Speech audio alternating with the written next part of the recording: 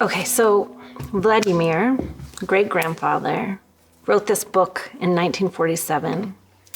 It was published in 1949, but the communist government took over. He died, and it kind of went into obscurity.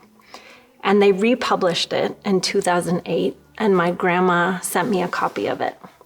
And then I moved to Italy and worked with this laboratory theater, and then got pregnant because of you, and then and then moved to New York and had the book again. And I just, for me, like one of my earliest memories of working with this book, it was like wintertime.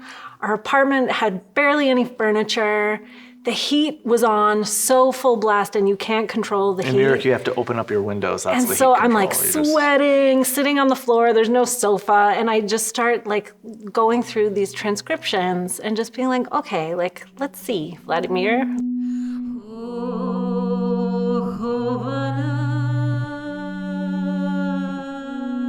We started just playing through these songs, and they're just such unusual melodies. Like they're really unlike anything I've encountered, I think, before or since. You know, there's this trope of a song being a living thing has been explored by a few, let's say, Moravian song collectors. I think my great-grandfather had a really particular take on what it, being a plant biologist, there were certain ways that he approached it. For me, the first thing that has to be there is I have to make a kind of connection with a song. And it doesn't happen with every song. Some songs, I feel like I can't make them alive, or they just, it's almost like the song is the thing that does something rather than the human doing something.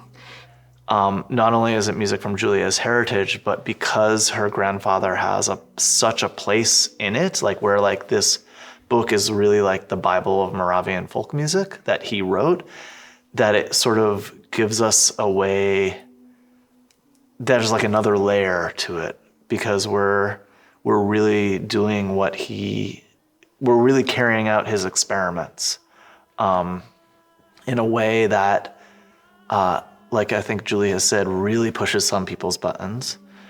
But it's also interesting, like playing with... also really doesn't push some people's buttons. Yeah, like, totally. We've had so many beautiful music-making situations with traditional musicians there, where I feel like it's really fluent. But this like kind of proprietary or like territorial ownership thing, for me is a really like... But it's what I find fascinating about it. Literally, like you'll be in Strajnice and you'll go like 10 minutes drive away, and it's like it's very different. And then you go to like Hungary, which is like a 2-hour drive, and it's like a very like almost completely different musical culture. Like there's still some similarities, but I guess what's my point? That it's like really variegated. Like there's lots of diversity of style and super specific. So it's like, we do it this way in this village and we do it this way in this village. And so this kind of pride of place, or like people being like, yeah, no, this is this style, almost like supports the diversity, or it like supports all of these different shoots that are going in these really, really specific ways, whether it's like the folk costumes are super specific, village by village, 1 kilometer away, that it's like a world of difference. But it has this like sword with two sides where like how much one attaches, where one draws the line between I am this and you are other, and this kind of ownership, which is so sticky and problematic, but also gives rise to this kind of incredible diversity.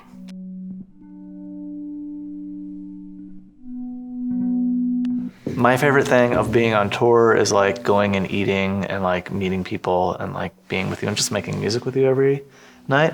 And then at home, it's like being with the kids. Like I've spent a lot of time away from the family on tour, and like, it's really, really nice to be back home with them. So I just like to, I don't know. Our next record is going to be called, there's a billion ways to load the dishwasher, and your way isn't one of them. But I love that stuff, that Julie has her particular way of loading the dishwasher, and my way is my own way. I can fit a lot more dishes. And she will always like rearrange how I've done it, which is totally okay. It's great. So that's what I love about being at home. It's being... Having your dishes reloaded. Yeah, exactly. Yeah.